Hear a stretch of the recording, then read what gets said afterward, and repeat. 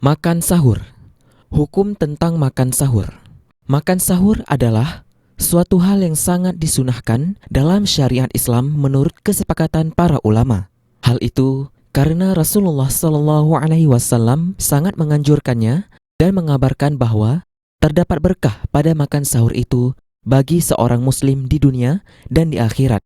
Sebagaimana dalam hadis Anas bin Malik radhiyallahu anhu, riwayat Al-Bukhari dan Muslim, bahwa Rasulullah SAW bersabda, "Tasahharu, fa inna fis sahuri barakah." Artinya, makan sahurlah kalian, karena sesungguhnya pada makan sahur itu terdapat berkah. Bahkan, beliau SAW menjadikan makan sahur itu sebagai salah satu syiar atau simbol Islam yang sangat agung dan yang membedakan kaum muslimin terhadap orang-orang Yahudi dan Nasara.